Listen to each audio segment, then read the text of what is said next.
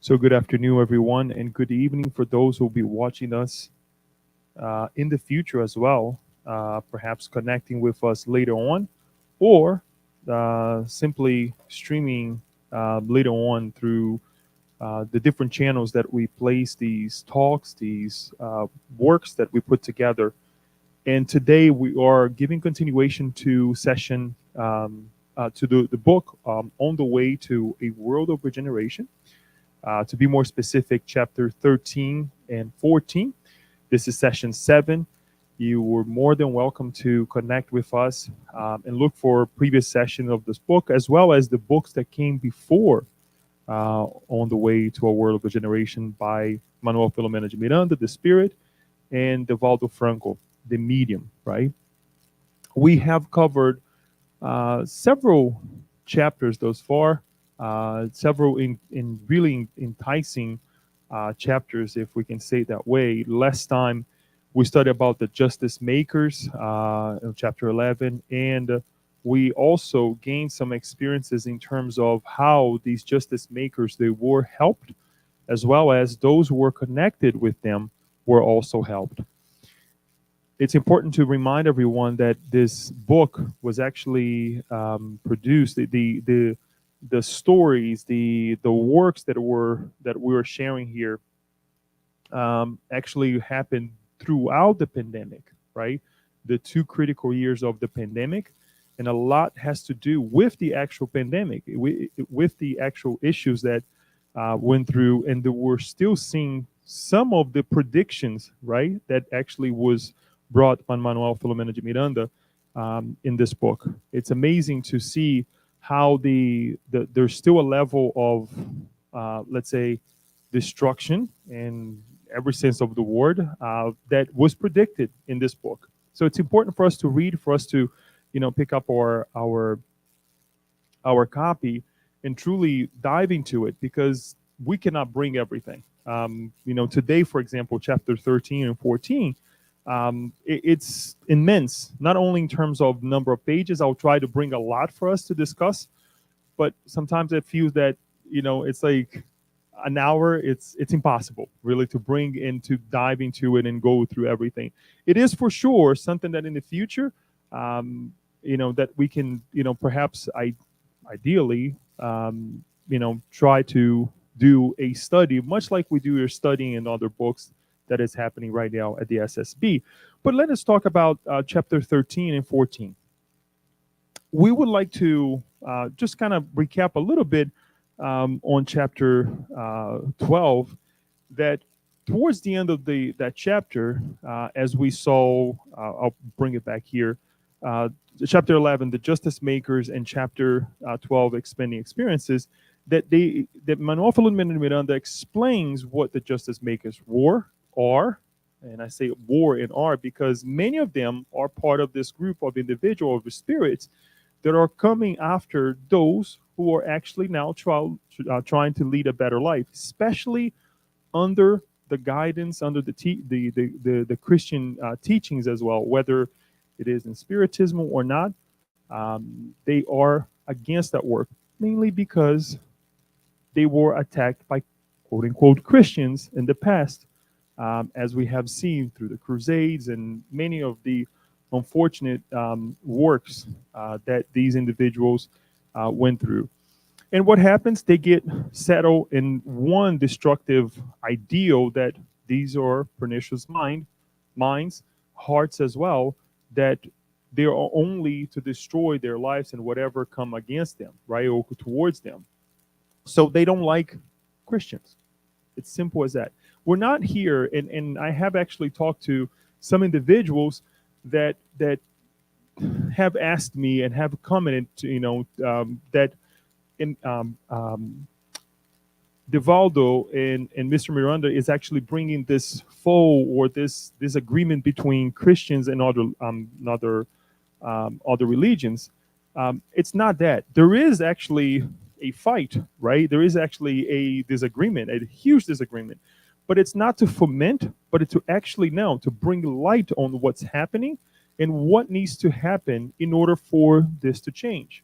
Much like the transformation has to happen within ourselves, right? Those that are now trying to lead a better life, a more harmonious life as well, more serious, more responsive, more responsible in different ways, right? That we see. But guess what? It's not going to be easy. It's not, it hasn't been easy at all. And the more we go through our days, the more we see that it's not going to be any easier tomorrow.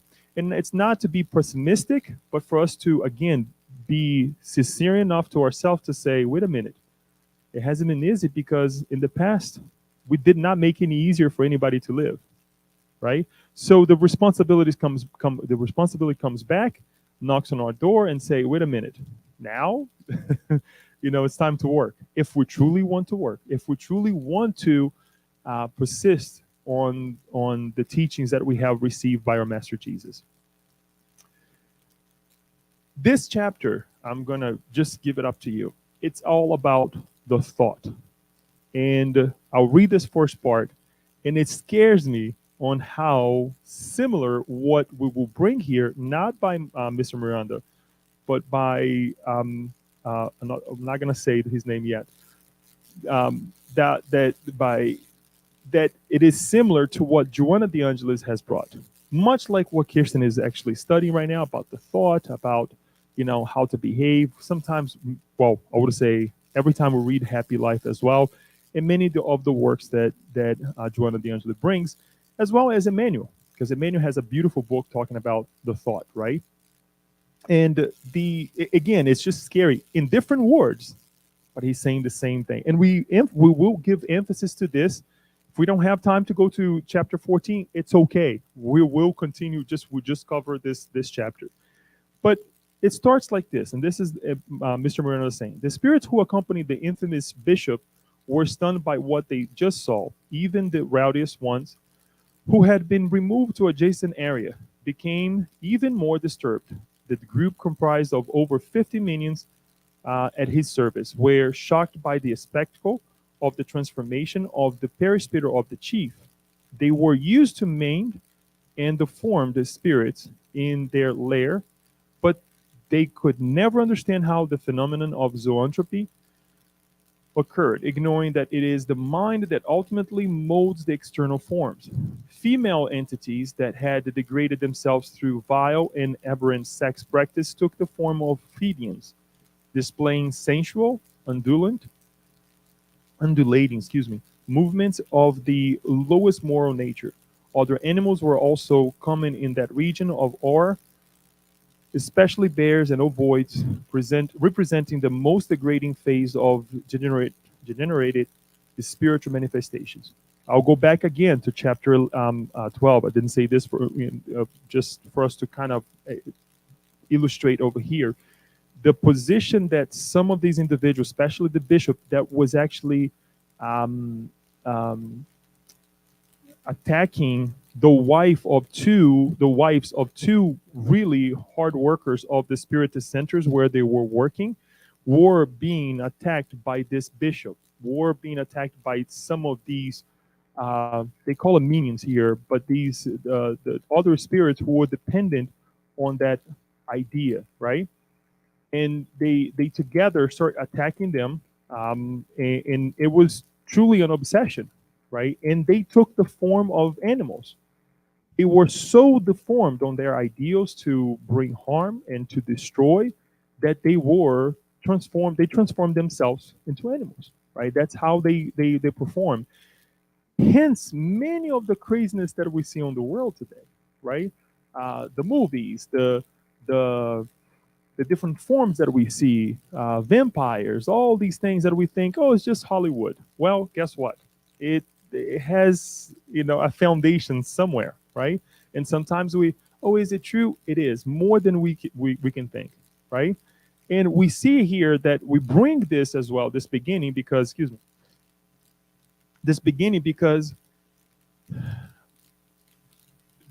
they are connected with us because we're also vibrating in this mode. We also give ourselves the ability to watch these things, to connect with them, right? And then it comes Euripides Bassanufo. Many of you who knows Euripides is actually we have brought his immense work to contribution to Spiritism. Founded the Spiritist, the first Spiritist school in Brazil as well. Lived for a very short time, but did wonders in terms of mediumship, helping other people, as well as bringing a boost to Spiritism in Brazil as well. And he's still working very hard as well in the spirit realm. He says, "Dear brothers and sisters," he starts talking about thought, how we produce, and this production of thought, how it connects with our reality, right? And I would like to ask you to take the most that you can out of this, because we can use this in our daily lives. We should use this in our daily lives. He says, "Dear sisters, brothers and sisters, may the peace of the Lord remain with us as a divine resource of illumination. Human beings are in reality what they create in their mental realm. Since they acquire the ability to think and the blessing of free will, existential responsibility become the fruit of this evolutionary achievement. The brain, as a dynamo generator of forces propelled by thought, has the capacity to transform ideas into realities, transforming from waves to solid forms everything that is created in the physical field. The malleable matter, in this case the ectoplasm, condenses around the form field, and the being starts to live externally what is exclusive to its inner world." So it's a lot, and we're going to bring way more than this. But in other words, who is responsible for what we are living right now? Ourselves. And he talks about this idea of responsibility, right? Existential responsibilities become the fruits of evolutionary achievement. So whatever we're going through right now, individually and collectively, because sometimes we think that the external world is inflicting pain on us, and in fact it is, but we also have our part into it. We're also responsible for it, right? And it's not by chance that we're reincarnated together. But let's go ahead and dive into a little bit more. Likewise, events are programmed according to the acts carried out in previous existence, as consequences awaiting transforming for the better. Human life is comprised to a large extent of mental rather than a physical nature, establishing the parameters of behavior according to the cultivation of inner ideas. Jesus was very clear in stating that for where your treasure is, there also be, excuse me, I'm sorry, there also is your heart, right?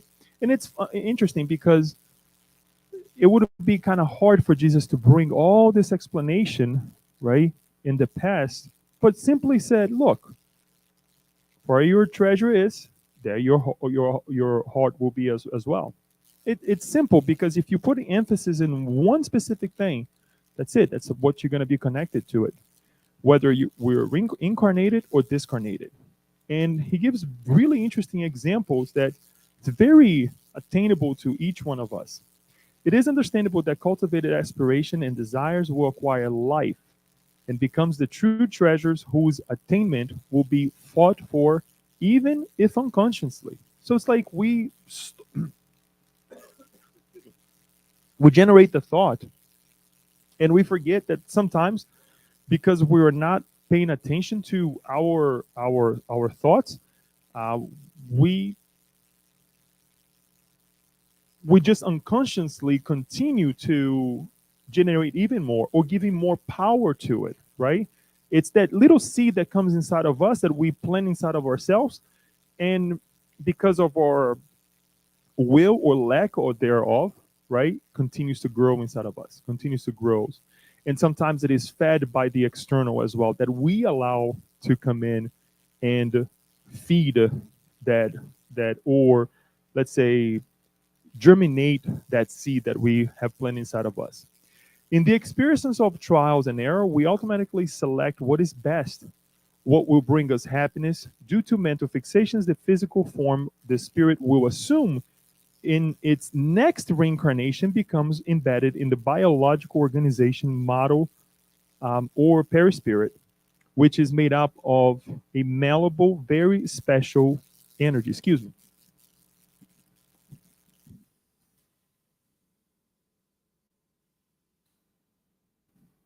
So this is a huge highlight for us because now we're talking about the next life. Every time we say here, okay, whatever we're doing now, whatever we're thinking, and this is for me too, folks, because it's an eye opener because we need these reminders all the time. Are we already molding the future? Yes, we are. Are we already molding the next reincarnation? Not only the next reincarnation, but maybe two or three reincarnations after this one, because the justice, that God's justice, is so great we cannot even fathom, right? That it will only allow us to bear the consequences of our thoughts, and I'm talking about negative thoughts, right? Maybe two or three incarnations later on when we are truly able to handle it. So when we're talking about this work that is being done for the next reincarnation, automatically, unconsciously, right? Maybe we'll have to bear them not in the next reincarnation, but reincarnations after. Sometimes it also due to the necessity of being with other individuals that perhaps won't be able to be with us in the next reincarnation. So it's very serious. This point over here is very, very serious for all of us to make sure that we're engaging, and we'll see a little bit more, or at least try to change our thoughts or the patterns that we have. Every form is preceded by a model that expresses what is desired, following and adapting to what is in the mind. The planning belongs to the spirit, who emits the mental wave and in contact with the ectoplasm is able to model it with its semi-material or even physical elements.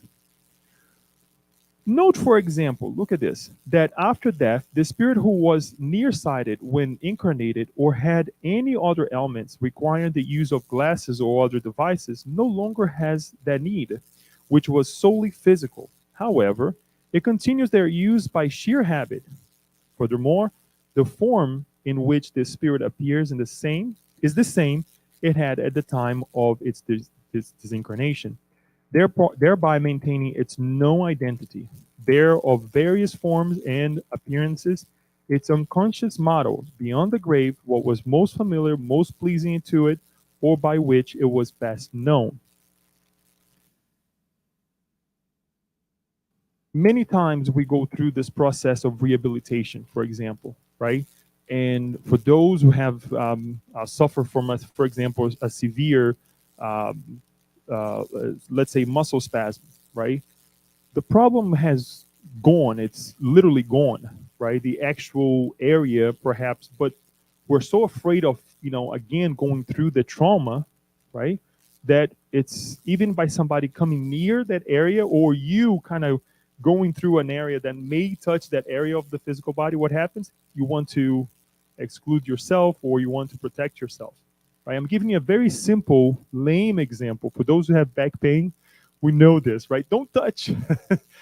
The problem is gone. You're not feeling anything, but you're so afraid, right? Imagine I was connecting with this part. I also wear glasses too, but it's interesting how our mind works, and it takes time for us to liberate ourselves from that pain, that condition, right? That cane that sometimes we have to wear or use, right? Because our minds are so connected to it. And it's natural, it's okay, because with time, we start thinking that I don't need this anymore. I don't have the physical eyes anymore. But we also have to remind ourselves that as much as thought changes the perispirit, as it imprints in the physical body, the reverse is also important for us to remind ourselves that whatever we're allowing the physical body, right, to generate thoughts and feelings within ourselves, then we also have to respect that the perispirit, us spirit, will be also debilitated. We're talking about the spirit now because of the influences of the physical body. So who is at charge still? Us. How can we change this? Well, I have to also remind myself, my eyes, my physical body, that, hey, it's a debilitating body. It's okay. I have this pain, I have this condition. But once I go back to the spirit world, guess what? I won't feel this anymore.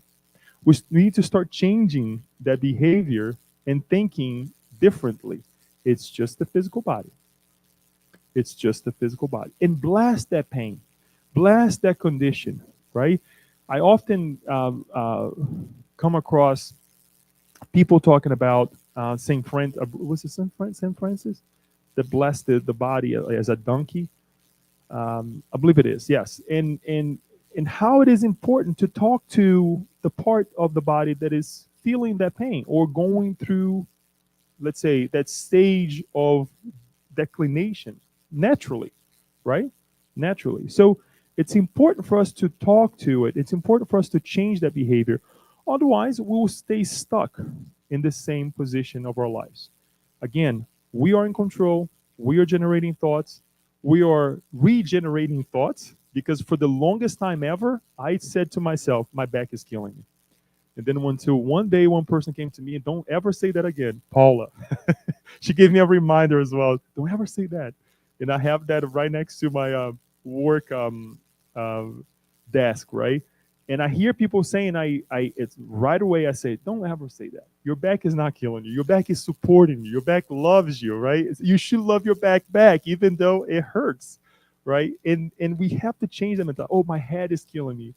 My eyes are killing me. No, they're not. They're actually they're life, right? They are actually a consensus of God. So we need to change our mentality there. And then he continues, mental life is extremely relevant because it is the agent of real and false needs, as well as the keeper of the memory of all events and formulated ideas. Now we're getting to the position where he's talking about the repetitive thoughts, right? The accumulation of thoughts.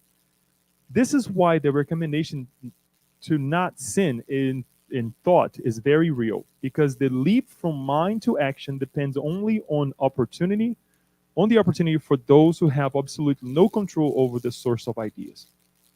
All right, let's stop right here because reading this sometimes, it's kind of scary, right? Because it's like, okay, so we have no control, right? We're not going to sin. We're not going to think of negative things. We will. Number one, we have to be persistent with something that he's going to say here too, as Joanna D'Angeli also says, is what?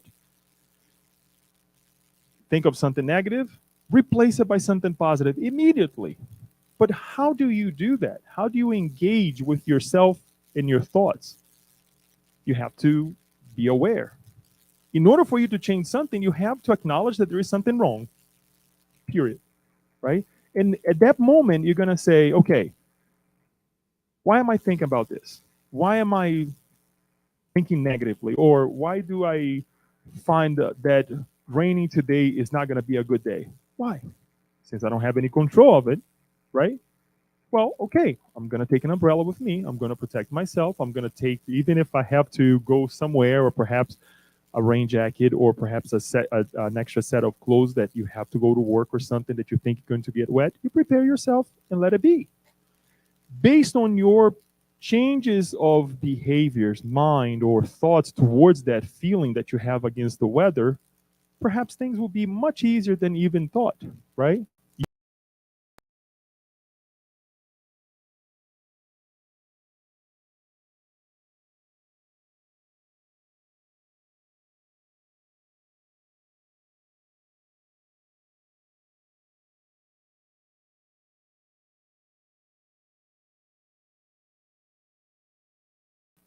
No, it won't. It's just something that you dropped, or it happened maybe twice or even three times, right? But that should not dictate the rest of your day that's going to be a negative day. To keep thought as lucid and calm as possible, like a serene lake, is the ideal state of to be reached. In order to build on that noble and serene landscape, future evolutionary programs. Mental discipline is urgent, necessary in any existential stage, because it is just a habit. I'll even stop here. A habit, folks. It's not going to be something that you do once or twice a day, maybe once or twice a week, or maybe 10 or 20 times a month. No, it's a habit. The same way we have a habit to get up in the morning and do the things that we do, or the habit that we have of not doing certain things because you chose not to do so. It is a habit for us to stop and say, no, this is important for me. It's important for me to find out, why do I feel this way? It's important for me to put limitations on those thoughts. It's important for me to say no to certain triggers of my life so I don't go through a negative day, right? It's important for me because if I don't do this now, I'm going to find myself on the other side if I discarnate. I know it's an extrapolation because it's hard for us to think of us not being here tomorrow, but it can happen to any of us. If we don't treat it, we're going to find ourselves in the same way. And get this, every space in the oh, I'm sorry, nobody normals life, nobody normal lives without thinking. Every time, therefore, a frivolous idea comes to mind, no matter how interesting, it should be replaced by a nobler one. In this sense, work plays a valuable therapeutic role in life. Individuals focus on achievements to be reached do not become victims of empty hours, where mental idleness breeds trouble. And it's interesting because it's the oh, the saying that it goes right, that an empty mind is the workshop of the devil, right? Or we find in Proverbs as well. I even brought here, uh, 16 chapter 16 verses 27, 29. Idle hands are the devil's workshop. Idle lips are the of or his mouthpiece. An evil man sows strife, gossip, separates the best of friends. Weakness love company and leads other into sin, right? Just something for us to think that these teachings have been with us for quite some time. And it is so true that this last part is what is connecting us to the other side, to the justice makers, to the difficulties that we find ourselves in. And sometimes it's like, I'm not attracting this. Yes, you are. Yes, we are, right? Given continuation, every space in the mind must be geared towards edifying objectives in which sentiments are refined and life is exalted. Then comes the question that he poses himself: what keeps a spirit fettered to revenge for centuries on end, even after acquiring knowledge of the laws of immortality and progress? Right? Because sometimes we think, okay, knowing spiritism, knowing the fact that we reincarnate, knowing the fact that the past is predicting the future. When I say predicting, is I should actually explain this better. It's preparing the future, right? As we talked about the next, the following, and the following incarnation. We have to step aside and say, why do we see so much despair? Why there are certain troubling things within ourselves, even though we know about spiritism? Why? He says the following: it is the evil thought which becomes a fixed idea that crosses space and time, and for the desperate spirit seems to be always in the present moment. Once the spirit understands that only love can bring happiness in any circumstance, time, and place, there is opportunity to transform compost into flowers, disgrace into bliss. We often see cases that Andrea Louis brings to us. We often see cases at the Unionistic meeting as well. And we also talk to other friends in that works in spiritist meetings as well, mediumistic meetings, talking about the same fact here. How can you find yourself coming back after centuries, right? Saying, I'm going to go after that person. He hurt me. And then you try to get a sense, a glimpse of when this person is, when the action occurred. We're talking about centuries ago. And it's like, what happened? And for us, it's kind of hard, right? Because sometimes it's even hard to remember what we ate last night. But these spirits, they're holding on to that thought to such a degree that for them, space, time, generations, cultures doesn't exist. They're stuck to that moment, and it gets to be played in a loop in their mind, in their heart. And we have some of those in our hearts. That's why we're here. We have some of those, right? Sometimes we hold on to things. It's part of the evolutionary path that we're all going through. It's not a problem in the sense that we need to go and beat ourselves or to think that we're sinners or to think that we are the worst person in the universe. No, we all go through this. Now, how do we change this is the key.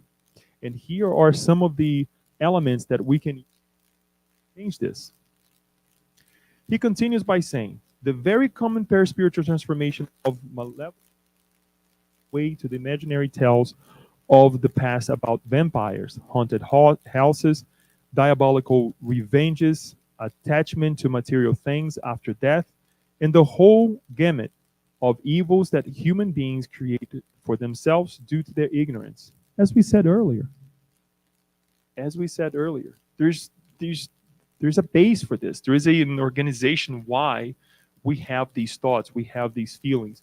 Even our art, if we can take to that level, we see some level of corruption because of what we have gathered within ourselves, right? Similarly, vibrations are embedded in the psychosphere of spiritual regions where humankind's benefactor were reborn and works of love and progress. Initiatives of honor and moral development were carried out, keeping their blissful memories. In everyday life, this is the example. In everyday life, car accidents occur in certain roads, marking the sites where the same tragic occurrences continue to be repeated. Leo, what is he talking about? The main reason, he says, resides in that the injury, mostly not prepared for discarnation, the injured, remain in this placing, suffering and despairing, often attacked by unfortunate spirits, creating gloomy psychosphere that startle or other careless or inattentive travelers. Give an example, folks, and please don't feel afraid to go through that area. But there is an area and I'll give you the example here in Carroll County, 140. If you're crossing the county line, and so funny because my mother pointed out an accident that just happened in that area the other day as I was talking to her, and she didn't even read this, and this came to mind. And I want to give this example, but for us to learn, and I know that we have here spirits that need this teaching as well. Again, this is actually right there in crossing the county line, Baltimore County on 140, Route 140. For those who are following us on the web, you can actually look for this as well. It goes over the area, kind of goes over what is the reservoir? What's the name of the reservoir? Liberty Reservoir. Thank you. And this is again Route 140. There are countless actually accidents that goes on in that area. Dion is saying that she feels afraid. Don't feel afraid. Pray. It is impressive because the number of accidents, the number of times that we have heard of people going through that area and they're stuck in traffic because there was a horrible accident, right? And sometimes you go through roads as well that are, people put, their homage for those individuals who pass and everything, the crosses, the flowers, and all those things. But it's a critical area. And here he is explaining the reason why. Perhaps some of those individuals that encounter discarnation during, in those locations, they get stuck there. And we have to pray for them to ascend because that loop again, that traumatic moment is to be played over and over and over. That's why when we talk about an accident, when we see something outside, what do? We pass by and we pray for them. I hope the family is being guarded now. All of those who are involved are well, even if they have to go to the other side, right? We start praying. We start changing that mentality because if we're talking about a planet of regeneration, there shouldn't be areas like this.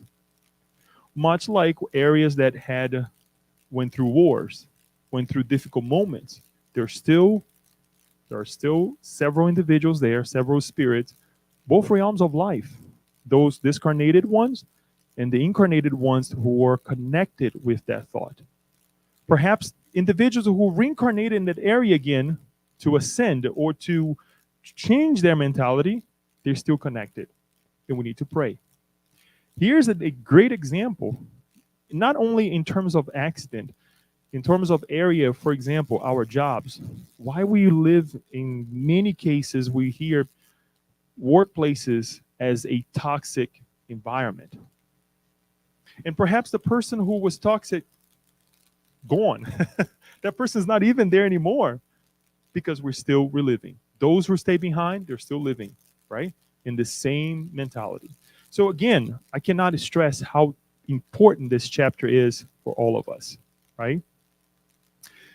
The exaggerated attachment to material goods, homes, jewelry, or other chattels, and even people with a disordered notion of love usually includes the spirits prone to it to remain fixed to the ideas of this obsessive possession, rebelling and attacking all of those who inadvertently become interested in what it considers its property. The person is gone, but because of our attachment, right, to those things, we connect with that individual who thinks, or that spirit, discarnated spirit, who thinks that they still own those properties, those physical properties. And there they stay. And we feel tired. We feel heavy. No matter what we do, we may come to the center, feel great, and then all of a sudden the next day again, we're going back to the same thought. Isn't it so? We have to make sure that we're letting it go. How do we do this? Have the necessities, what's necessary for us. And we're not saying to live a very inappropriate life that we don't have the things that we need. It's not saying to have nice things, but have the necessary. Do we need 3 cars? Do we need an Air Force One? No, we don't fly. we we can fly coach, through Spirit or whatever. This is a plug. I shouldn't even say here, but again, folks, it's to have what we need, right? So that we're not connecting with these minds. If there are things in the house that, do I really need this? If it's stuck right there underneath your drawers, just get rid of it, right? And I know it's hard. I know it's hard. It's very hard for us to sometimes say, I don't need this. Tools, for example. I love my tools. Don't tell me to throw them away. Guys are so funny because it's like, one day I'm going to need that. One day. And it's not really to use it, but it's to tell somebody, usually the wife, right? To use it. I told you I was going to need that one day. And that happened. I'm like, I don't know, man. It's like, maybe 10 years from now. But it was like, I have that pair of pliers that it's broken, but no, now I can use for something, even to hit something with it, right? But I'm just giving an example because sometimes we don't want to get rid of things, right? It has no use. Let it go, right? Daniel was reminding me about the other day of keeping packages of things that we buy, right? I told him I keep it for 1 month. Then he's like, no, I just discard it. I open and it's each one of us have our own ways. But I do find myself sometimes holding to that box a little bit longer than 1 month, right? So we have to make sure that we put it away. And then he talks about something really interesting that we also will see, perhaps not today, on chapter 14. Prayer is of great help, benefiting those infused in its beautiful vibrations, and also those others who draw near with negative and hostile sentiments.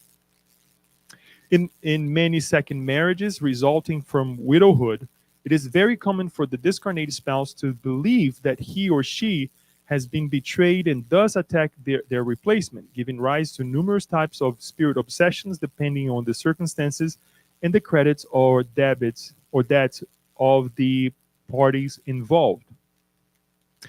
Continue on this idea of attachment, right? Not only to material things, but will materialize marriage. My wife is my husband, my kids. We all know that André Luiz went through the same thing, right? The first impulse when he went back home, he was given the ability to go back home, and he was warned because many times he asked, and we can find this in the book No Solar, when he was saying, I want to go back home, I want to be. And many of the times, not directly, well, directly and indirectly, he was asked, are you sure about this? Are you really ready for this, right? Because going back, he would be facing the wife, with a new man. And so it happened when he went back. And he was, quote unquote, ready for it, right? What happens? The first impulse was that this feeling right here. Oh my gosh, she's with someone else, right? But then he started praying and he realized that perhaps this is the man that is taking care of my wife, my family, the establishment that I had. And it's okay to say my wife, the person who served very well and dedicate her life to me as a wife when I was in the physical body. And he started actually sending good vibrations to the man who, when he came, was very sick and helped with the situation as well. True transformation, right? But it's not easy. It wasn't easy for him. Why would it be easy for us, right? And I'm not saying that um, um, um, he was better than each one of us, but he had already reached a level of lucidity, spiritual lucidity, that we many of us haven't yet. Perhaps I like to believe that I haven't, right? If you do, great, right? And it's interesting how we need to start looking for our partners, our friends in this way, in an evolutionary way that we're not attached to them and we're not allowing them to stay attached to us. Because often I see dealing with the public where one side of the partnership, let's call, passes, go to the other side, and the other person has no idea on how to conduct their lives. It's difficult. It's more difficult than the opposite, right? Because that individual now has no idea on how to take care of their money, the house, the day-to-day life with those who stay behind, the kids, family members, and all, because that person did everything and did not allow to the other side to become responsible as well. Or perhaps the other person didn't want to be responsible too. So we have to analyze these things, folks, so we don't become dependable in a, let's say, dramatic way. It's okay for us to allow individuals to conduct certain parts of our lives because that's how we grow. You know, the person can do this better. Fine, let the person do it. I know I can do it, but that's what the other person likes to do, right? And you complement in a different area, understanding that perhaps if I'm not here tomorrow, that person can also do it for themselves. Every effort must be made towards a healthy mental conduct and balanced emotions so that the acts are praiseworthy and promote the well being of those who keep themselves in this manner. To finalize, the so called existential miracles are the results of unknown or disregarded laws because everything in the universe obeys the same unpostponable program of love and duty. So it's a consequence. Now, can a it's what is better for you, for us, to live in a consequence of our past in a effective way, in a way that we are promoting wellness, goodness for ourselves, being active with this energy that we have, this capability that we have to manipulate matter, or just let the boat go with the flow. I like to say the first part, right? That we have to be in charge. But how are we in charge? It's not that I'm gonna, be in charge of what each one of you will do when you cross this door. No. But to believe that you will do your best with my presence here. That's all I can do.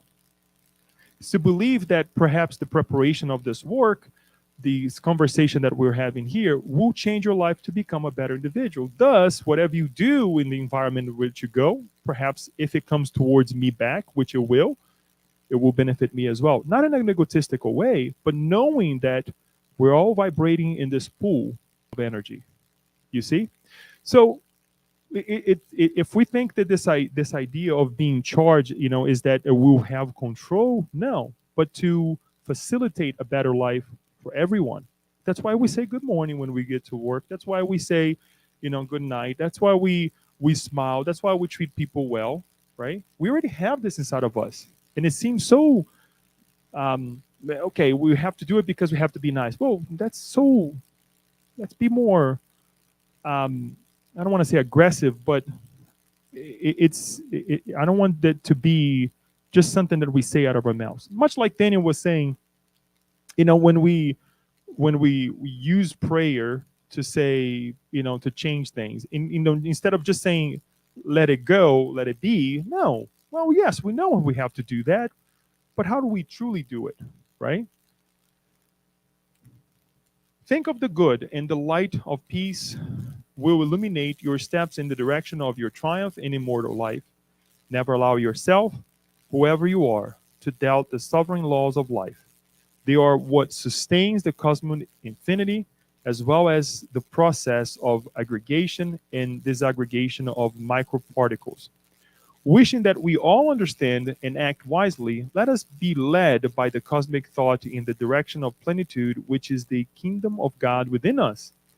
The spirits who had accompanied the former bishop, and this is now, he stops right here. Let me actually take a step back. He stops right here, and then Manuel de Miranda actually starts explaining what happened in the moment that he was saying these things, right? It says, the spirit who had accompanied the former bishop, the bishop that was actually attacking the two wives, right, that we saw on chapter 12, then they were around along these other spirits that were, let's say, the minions, right, the helpers of this bishop that was actually manipulating these other minds. They were there as well, and they were stopped in their attempt to create mayhem during his communication and counseling.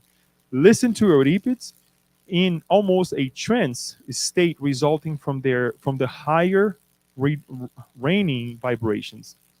They immediately understood Spinelli, who explained to them the reason they were there, that it was the opportunity love offers everyone to awaken in them the responsibilities of life. Nobody wanders adrift forever, and the universe is not a heap of coincidences and futilities.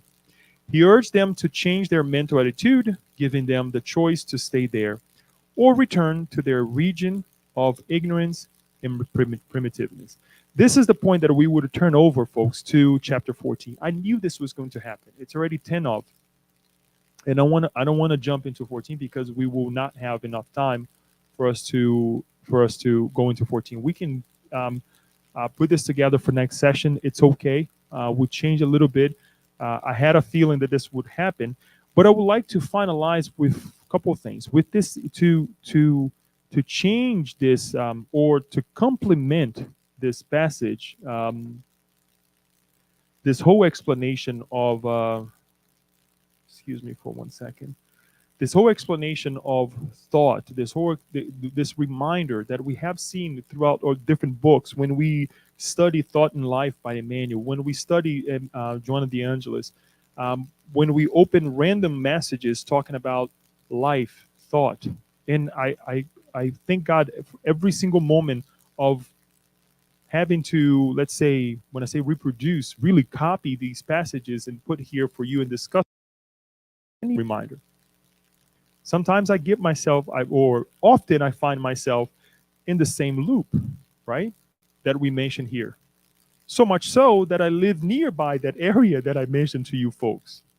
It's scary, right? Why are we connected? Why we go back to the same areas, right? But I wanna just add a couple more things here from this chapter.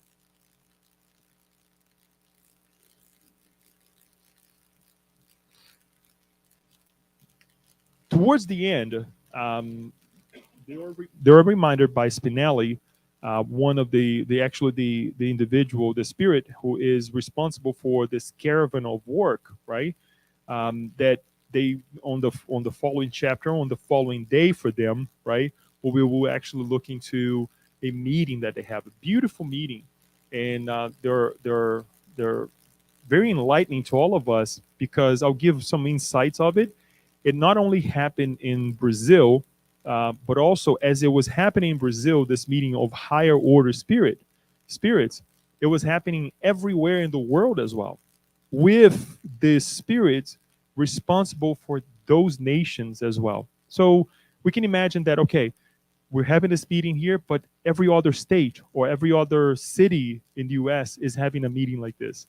Or if we were to say, I'm having a gospel at home right now, but every other family in the world is also having a gospel at home. Imagine how, the wonders that wouldn't bring, right? And it's very connected with chat or with the idea of prayer. But going back to this end over here, he says the following: before the end of this is Manuel de Miranda. Before the end of the spiritual activity, Spinelli informed us the next day a meeting would take place at a special site with members of different groups spread out throughout the country. He asked us to maintain ourselves in the spirit of charity and love, following the depths of the heart where the good and evil originate. He recommended that our comments keep a tone of optimism and unrestrained trust in God, considering this opportunity as unusual blessing for our inner growth in the spirit of fraternity. Remember, saying this because this is happening throughout the pandemic, during the pandemic, when yet we did not have a vaccine or even the thought of a vaccine, right? I mean, perhaps the thought was there, but it was not approved yet. Nobody had knew what was happening. But he says really something really interesting here that I will finalize with this. The root of the pandemic of another order is found in the mental and moral core of terrestrial beings, whose infection rate can change while remaining in the same position of fragility and exposure to contagion. Not COVID-19, not the pox that we're seeing right now, but of another order, the mind, the heart, what we emit and what we receive. That's another pandemic that we're living right now. And whatever you want to play, in whatever area we want to place ourselves in, because we know our difficulties that we have, is perhaps where we need to remove our thoughts and make our treasure something else. Reading this is like, yeah, that's a pandemic. That is we went through a tough time and we still are. Because when we look back and say, did we learn anything? I like to think so. But the general and the majority, right? We see that there's still a lot to learn from the actual pandemic that we went through, right? Because we tend to go back to our treasures, where we put our mind, where we put our heart. And then the final paragraph, it says, the day will come, he concluded, and this is Spinelli, and very soon, when the apparent barriers that prevent us from an easier communion with reincarnated brothers and sisters will break down, facilitating a better understanding of the deep meaning of life, and moreover, that it will be taking place during the planet's regeneration phase, providing everyone with reasons for happiness during the course of their existence. What is he talking about? What is this connection? Mediumship. To be able to connect with the other side in an easier way, right? Where we will,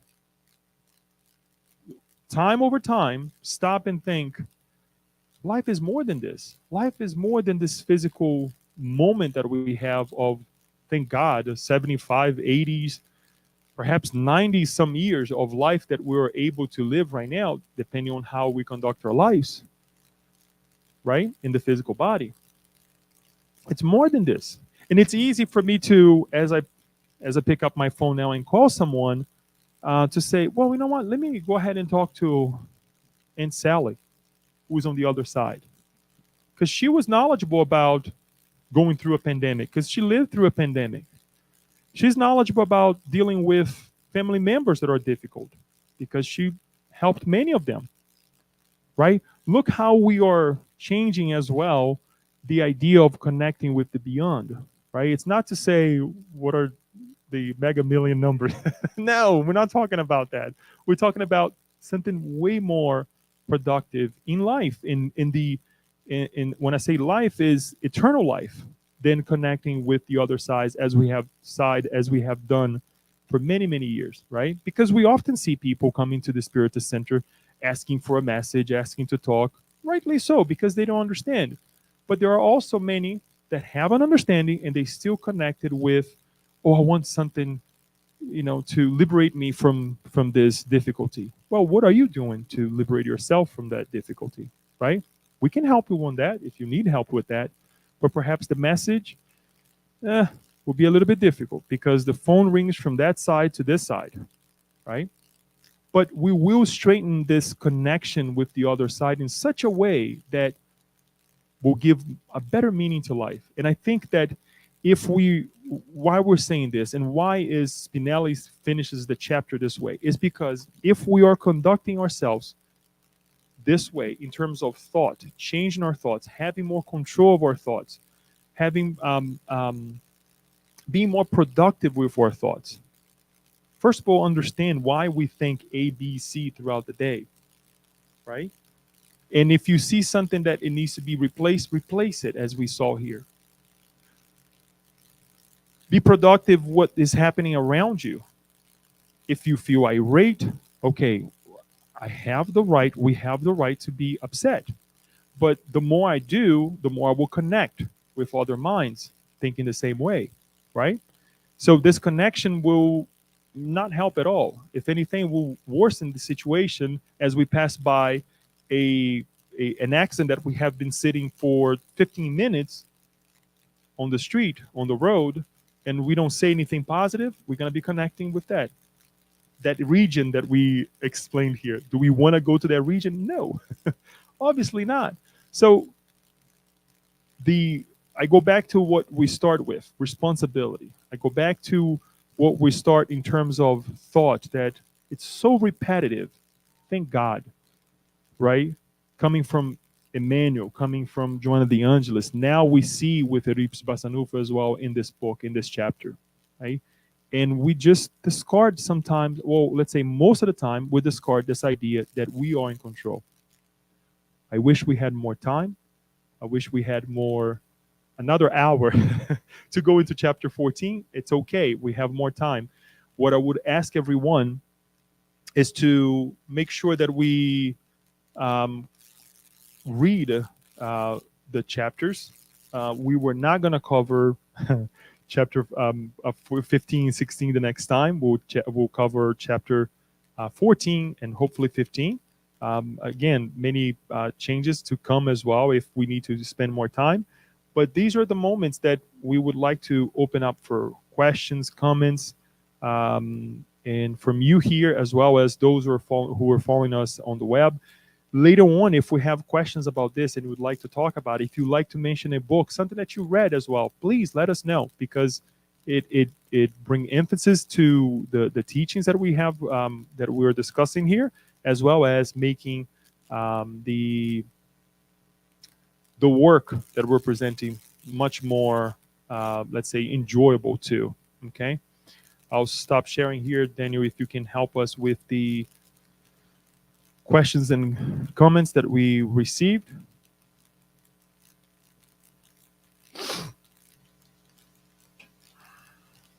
Hi, Leo. About zoanthropy, we have reports about it in discarnated spirits. Aren't those spirits allowed to reincarnate until their perispirit is partially repaired, or are they those fetuses suffering a spontaneous abortion in early stage of pregnancy? Wow, Yasko, great question. And unfortunately, I cannot answer that. That is something that I would like to pass. Now,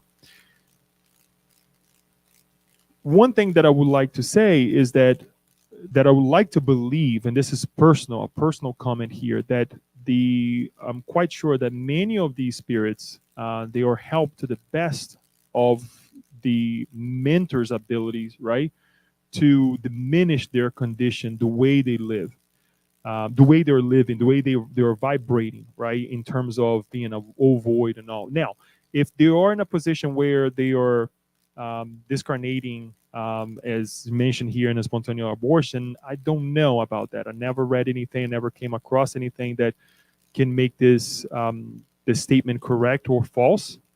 So I would like to pass that, and we can talk that, and actually I'll dive into that idea so we can discuss later on. And again, I want to emphasize here the goodness that are happening as we have seen here in this book and these examples, that there's a great work being done to help these individuals, to help these spirits. And because they're in a loop, it would be hard to believe that these spirits, in terms of loop of thought, excuse me, or repetitive thought, that they would be even in a position to reincarnate yet. I believe there should be awakening of somehow for them to say, okay, yes, I am an evolutionary spirit, not directly but indirectly. That they regain their identity, and then they are able to reincarnate. Obviously, we will see that some of these spirits will not be in the perfect state of mind. None of us are, because we're incarnated here on earth. As well as, I would like to exemplify that some of us, because of the loops that we live on the physical body, incarnated ones, we we're still vibrating in some ways the way these ovoids or these individuals who find themselves as animals or whatnot, showing themselves that way, vibrating as well, because we allow ourselves, or is the past coming back to us, and we stay stuck in that position, that condition, right? And we see this in all walks of life, all different cultures, conditions, and so I like to say that it's not something that it gets to be resolved at one point and then we're liberated from. It takes time. Much like we sometimes, it takes a long time for us to perhaps reshape our bodies in terms of a diet, right? I'm not even talking about going to the gym and become athletic, but we're talking about deciding to lead a different diet. And when I say this, is to eat certain things that perhaps are more beneficial to the body, right? It takes time. It takes time to crave for certain things that we were eating in the past. Imagine with our thoughts. So those are the examples that I would like to live with you, and hopefully this helps and kind of leads us to a better understanding on how these individuals may be or will be in the future. But to say that they were deemed to, abortions and whatnot, it's kind of hard to say that. Hopefully it helps. All right, moving on. I believe that is the only one, Daniel. Okay. Anybody else would like to ask a question or make a comment? Daniel, can you? Hello.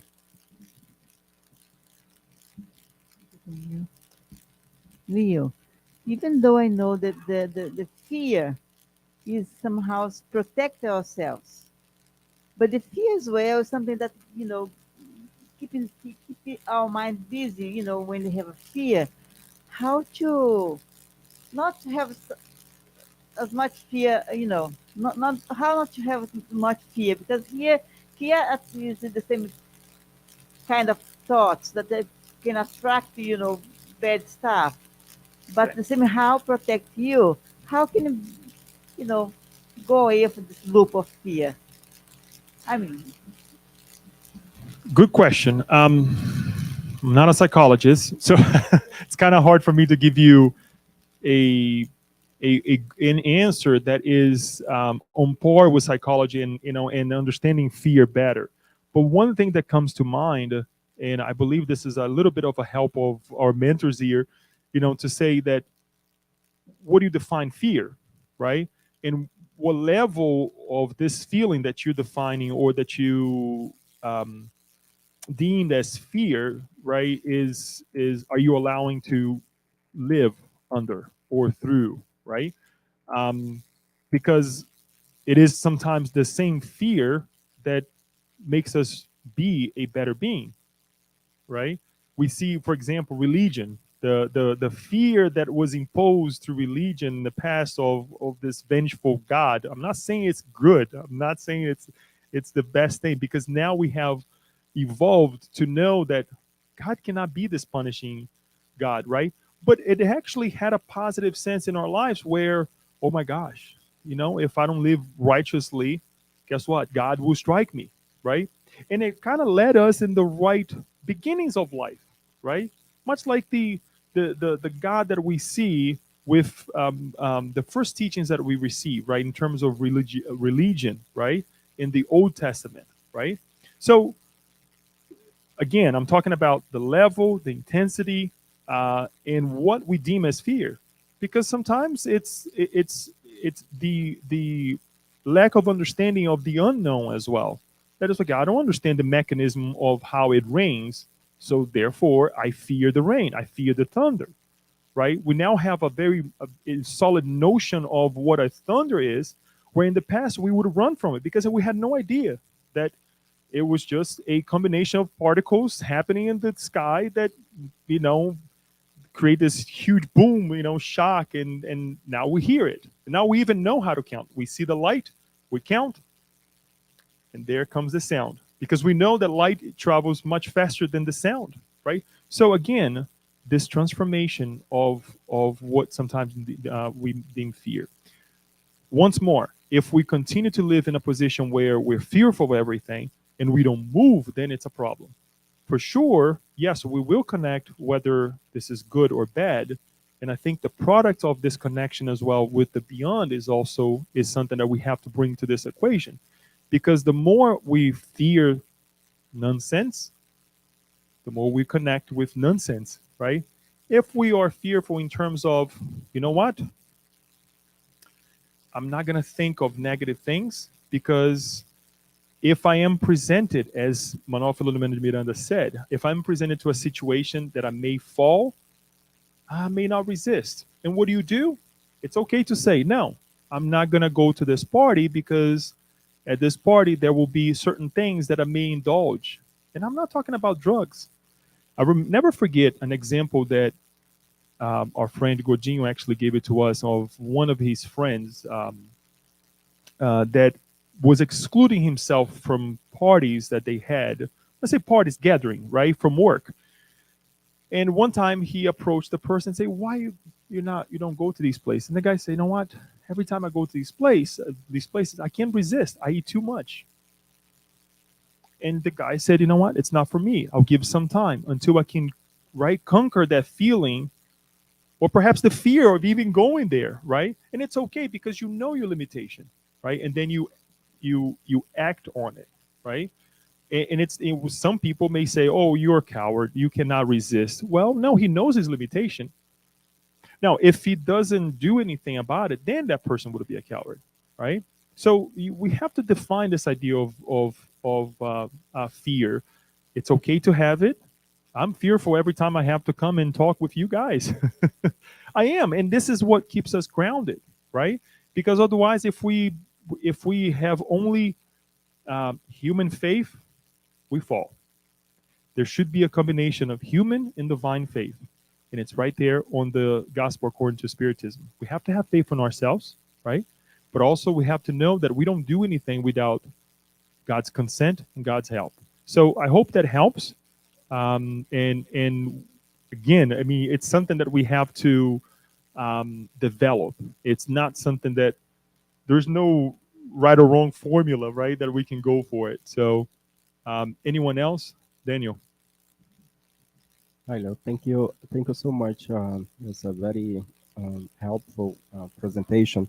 Just a comment on the what Janet just asked about fears, and also adding in what you have answered, because fear is a basic emotion. Fear is an emotion that is triggered by experience an event, right?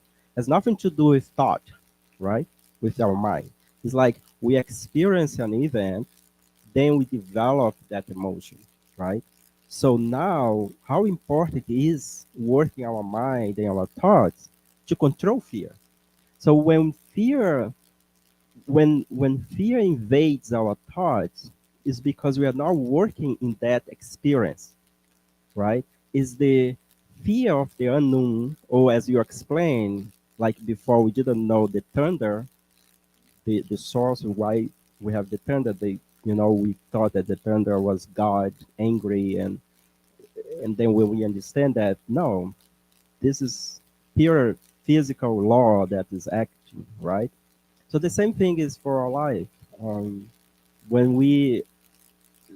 the thoughts of fear come to our mind, is because it's connected to a previous event that brought us harm or brought us a negative emotion.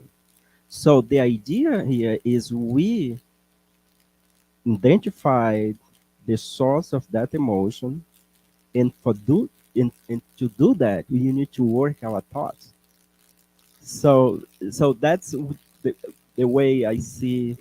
And Janesh, I hope based on what he explained. So the thought comes after, like, The feeling. it's not so you cannot work our thoughts if we don't go back to the source of that problem. So that's the way, right?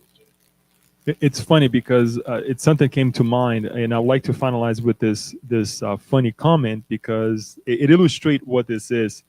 Uh, I had a friend who came to visit us from Brazil, and during the summer, and he we went to Ocean City. And for those who live in Maryland, we know that we go through the Bay Bridge, right? It's not that highest of a bridge or anything like that, and well, it is high, but it's there are higher bridges out there. All right, again, that may be me because I have no problem with that. I have other problems, but not with heights. Anyways, so for those of you who know as well, I have a truck. Unfortunately, that individual was with me as we were coming back from Ocean City, and I took the what is it, the third lane, right, which is right there by the edge. And being on a truck, you're sitting up high, and you can see everything down there. I'm driving. I'm like, and I look to my friend, and he's like this. He would even budget, man. Not even like if we could close his eyes, I think he would, but he didn't do it because he knew that at first I would laugh, because we were connected that way. But anyways, so after we passed through the bridge and everything, I looked back and said, "Was everything okay back there? That you're not moving?" Or it's like, and then he kind of didn't answer, but his wife obviously started laughing. And the same thing had happened back home in an incident when he was in Rio. And for those of you who know Rio de Janeiro, there is the bridge of Rio and Niterói. Exactly the same thing inside of a truck. So he was reliving the same situation as Daniel said that he lived in the past because he's afraid of fear. So obviously we laughed. We were commenting on, and he told me the let's call it incident that he went through in Brazil. And anyway, so what I, talking about it, and I say, well, you need to face that. You need to, work on it, right? I'm not saying to go jump from an airplane, right, or do anything crazy like that, but little by little. So we mutually have another friend who also does rappelling, right, kind of going down from rocks in with ropes and everything, and then we schedule a day that he could go and do those some of the things, and very securely, right? Obviously, it was a nice way for him to connect with nature as well, because the place that my friend, our mutual friend, took him was a nice place and all. So he enjoyed as well, and he was able to really see what it is to be not in a vulnerable position, but to connect, with that fear in a positive way. Did that change his perception? No, but it diminishes a little bit. Perhaps in the next event that he goes through, he's not going to be as uptight as he was, not even moving his eyes, right? His sight. So the reason I'm saying this, as Daniel was saying, it is connected to an emotion. So what we need to do, relive the emotion, analyze the emotion, because not Manuel de Miranda, because the spirit, the bishop, also was reminded to connect with the past, right? To relive that situation that he created onto other people, and why now he's in that loop. So if it gets to that case of being on a loop, repetitive, we need to find a way to change it. We need to ask for help. We need to be strong enough to say, I don't like this. This is not a good place for me to be. There's nothing wrong with that, right? Obviously, we ask this in a safe place with people that we know that for sure will help us, because some people, they take advantage of vulnerabilities as well, right? But it's okay to show that I have this fear and I need to conquer it, right? So that the feelings of the past are not coming and hunting us, or not connecting to the vampires that we see of the movies and running after us, the dark, the this, the that. So it's great that you mentioned this, Jeanette, in terms of fear, because it is the root of many of our problems, right? So thank you for that. Thank you, Daniel, for reminding us this. I believe this is everybody. I don't know what I did here. What is my comment? Again. Yeah, I believe that's all the comments. Thank you, everyone, for watching and connecting as well. Sorry that we had to only discuss one chapter. I think it was better for all of us, right, to really dive into this chapter, talking about thought, and we hope that we can utilize it every single day, right? Remind other people, go and read the chapter, right, and share this with others too. It doesn't. We don't have to say that this is a spiritism, but this is a reality of life, right? To be persistent in a good thought and a good feeling. So, with no further ado, let us um, connect to finalize this moment with a prayer, and we'll also say a short visualization where we can